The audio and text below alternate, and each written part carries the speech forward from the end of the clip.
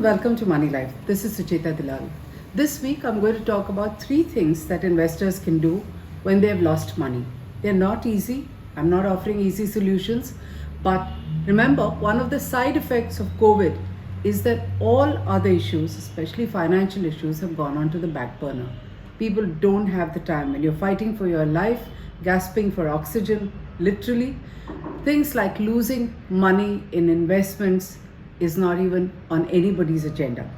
But those who have lost money, they know what it means, especially senior citizens who put money in what they thought were safe investments, which is 81 bonds of Yes Bank and Lakshmi Vilas Bank, non-convertible debentures, things that get you a steady return, and suddenly it's just gone up in smoke. Happened with IL&FS, it happened with Diwan Housing, PMC Bank completely collapsed, and you have it with IL&FS, the big blow up, which 3 years ago was put under an independent board, but there is no resolution and nothing for investors, retail investors who've lost their money. Now, why does this happen? Happens because although statutorily mandated to protect investors, we have 5 financial regulators and they really give a damn. Why don't they care about retail investors? Because their administrative ministry, the finance ministry, couldn't be bothered. Has it asked them ever, what have you done about issues? Why are things moving so slowly? No. And why is the ministry not bothered? Because our members of parliament don't think this is an issue. We are not a vote bank. Anybody who has savings in this country, money in a bank, money lost to stockbrokers, 22 of them, as I point out, in the National Stock Exchange, third largest exchange in the world, just collapsed. But these huge losses are not on anybody's agenda. Look at what we go through. Moneylife has a sister organization, an NGO called Moneylife Foundation. We sent a memorandum on behalf of people who lost money in Sahara Cooperative Society. We have a very logical and plausible reason why some of them have to get back a part of their money, which is sitting with the Securities and Exchange Board of India. We sent a memorandum to the Sebi chairman as well as the judge who's overseeing the money. Sebi has over 15,000 crore collected 7 years ago from Sahara companies. These are 2 Sahara real estate companies, a long battle in the Supreme Court. The money was not meant to be stashed with Sebi, but for all these years, Sebi has said we can't find investors. Well, we have investors and we have a specific bunch of them who have some claim to that money. We wrote a memorandum, we do not even get an acknowledgement. This is a registered NGO with a 10-year track record. So what do? We file a right to information application to see whether anyone has even looked at the memorandum at Sebi. Even that is sent back to us with absolute contempt and dismissal, saying that without even reading it, saying that the issues that we raised with the Sebi chairman ought to be tackled by the Registrar of Cooperatives and the Ministry of Agriculture. Now, we've gone into a second appeal, people who have passed it, but if this is how NGOs are treated, who represent the interests of nearly 140,000 people who are our members, you can imagine what happens when individuals keep writing and asking Sebi, what has happened to our money? They get no answers whatsoever. The biggest irony is that the Sebi is mandated to oversee the collection and return of funds, and everybody who's in charge, the officials that they have post-retirement, the judge in charge, is handsomely compensated. It's exactly the same with IL&FS. IL&FS has a new board because the old board was sacked in October 2018. They have a team of very expensive auditors, lawyers, analysts who are helping them resolve the issue. Resolution is happening, no doubt. They have about 1 lakh was the outstanding debt of this whole group of 347 companies. But what about the retail investors? 3 years is a long time for them. Nobody has even reached them and their issues, because it is not on anybody's agenda. Nobody gives a damn. These are non-convertible debenture holders. So victims of financial fraud, I believe, will have to think differently, think out of the box, do something which disrupts the present status quo where nobody cares about them. This cannot happen with individuals writing letters or even a small NGO like us. Yes, 1,40,000 is a large number, but a drop when you look at the vote banks that actually move and motivate our members of parliament. So you have to think differently, and I'm going to point out a few things that can be done. So here's one of the things that I'm advocating as part of disrupting the status quo.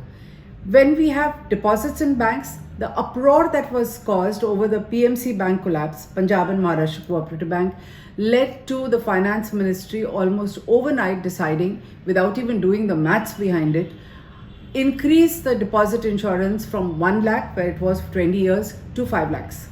Now, if you have 20 brokerage firms collapsing and all these bondholders and IL&FS, why is anybody not thinking about retail investors of Diwan Housing and Lakshmi Vilas Bank and Yes Bank? Why is it that they are told that their secure investments have no meaning? Why is it that we don't have at least 5 lakh that can be returned to them? We have to lobby for it. People who are affected have to make a noise, otherwise they're not going to be heard. Today, that noise is possible through social media. So here are some of my suggestions. First, I talked about 3 suggestions. First, petition elected representatives. India is a democracy. Basic feature of a democracy is public participation. Elected representatives, as the word signifies, are supposed to represent us. We need to, their numbers and email IDs are available on websites. Call them up. Every one of them is on Twitter, including opposition leaders and opposition parties who need to do something other than just bleating about issues that the government puts forward. So make them answerable to you. You elected them, call them up, write to them, hashtag them, get on to Twitter first of all, and start lobbying them. You have to make a noise if you're going to be heard, otherwise it's of no use. There is a systematic way these things can be done.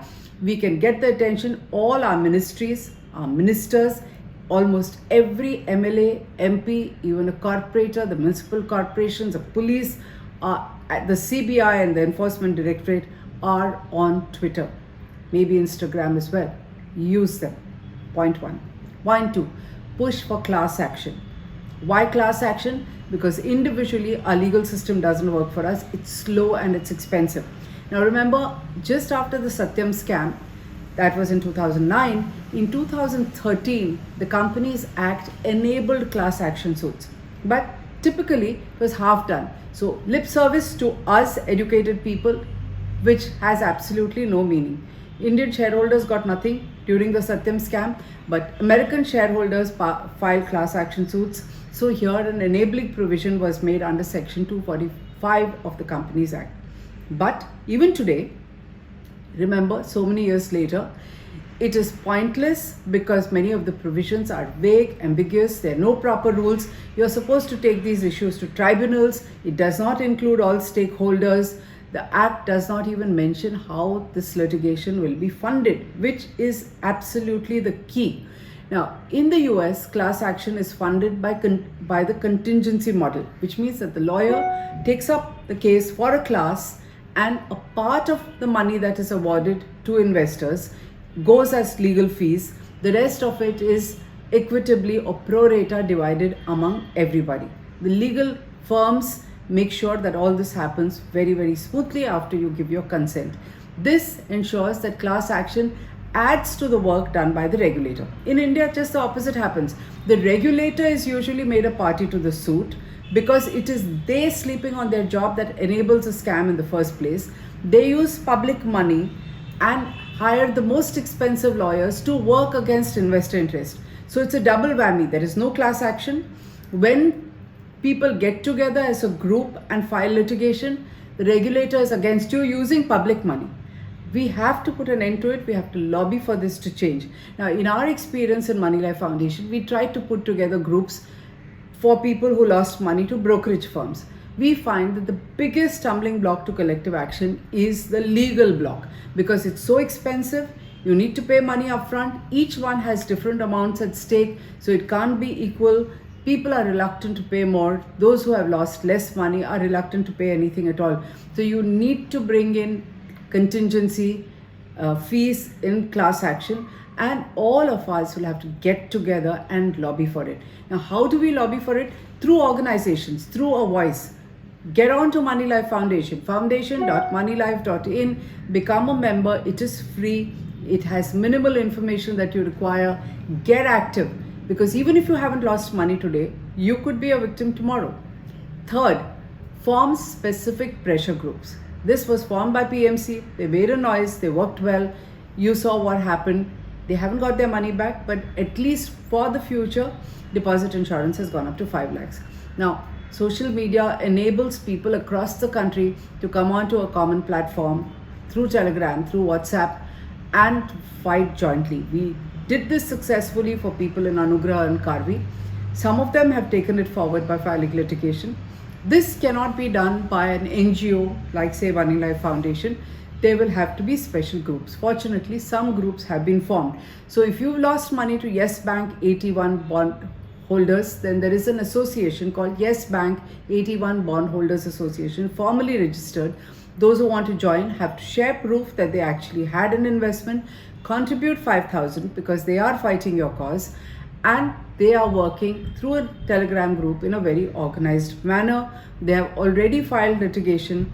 You can write to them at yesbank81retailvictim@gmail.com. You're going to put it down here in a ticker, or you can call 855-899-6997.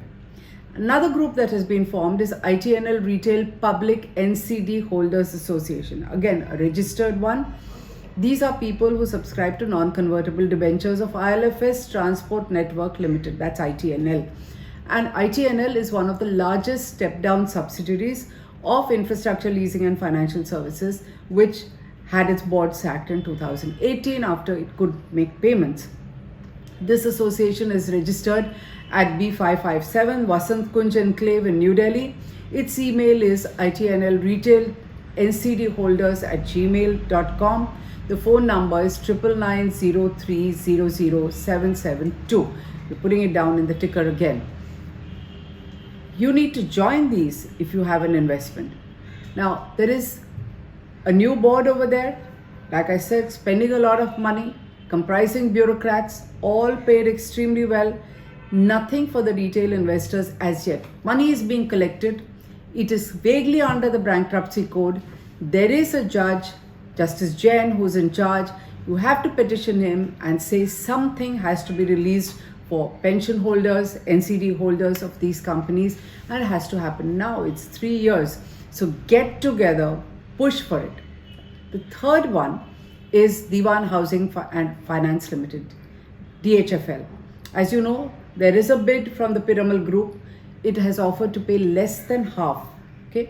Kapil Wadhwan, who ran this company to the ground, has been caught doing all kinds of fraud, including the vendor companies. The most unsavory person to continue running it has made an offer from jail, offering to pay all the money. We at Moneylife do not believe that offer, because if he had the money, he would not be sitting in jail. He has also offered to pay only 9,000 crores upfront. Desperate investors who feel that they're going to get only 40% of their money feel, let Vadhavan come, give him time. I don't think that's a solution. But a pressure group can work well to say what happened to the debenture redemption reserve. Now, there is one lone investor called Bipin Kocher. Remember, there's no group. You need to form a group if you're part of DHFL and lost money. He writes regularly, understands issues. He copies us on mails. He's been following up with debenture trustees to point out that there was a debenture redemption reserve with 1,170 crores. This money has to go only to NCD holders. Nobody is talking about it. The trustees don't care. And this was the reserve available in 2019-20 according to Kocher.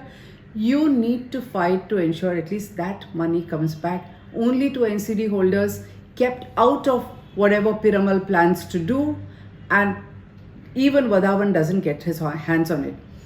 If you want Mr. Kocher to succeed, rally around him, form an association, form a group, make your voice heard. Otherwise, your money is gone. You will get only 40%. Even here, only 2 lakh per person. I don't see why not 5 lakh. What you can do is push the Piramal group. They want this company. They are going to earn an upside. Now, Vadavan wouldn't make an offer from jail if he did not feel that this was a very low ball offer from the Piramal Group. In fact, Moneylife has written an article. Take a look at it. Mr. V. Ranganathan, who headed Ernst & Young's tax and regulatory advice, has called the Piramal offer shocker. He says it is at a huge discount even to the written down value of the assets held by the company, which means that the upside that is going to come after they either revive the assets or sell them or find some way to resolve things is going to come only to Piramal. It should come to at least retail investors, which can happen if you are adequately represented in NCLT. Mr. Kocher is pushing for it. Raise your voice. Nothing is going to happen with investors sitting down and expecting that media reports are going to be a solution or that the regulator or the trustee is working in your interest. Believe me, they are not. You need to join forces. You need to become members. And for these cases, you need to form a special group and all fighting for that one cause. DHFL, ITNL, PMC Bank, Sahara, whatever it is, one specific group per cause, jointly for the larger cause of not leaving retail investors high and dry. If you agree, become a member of Moneylife Foundation. I'm not hard selling it. It is in your interest. It is free. We don't gain. It is for you, because if you're watching this, you obviously have savings. You are most probably paying taxes, and you may have something to lose in future unless we become a powerful voice. Thank you.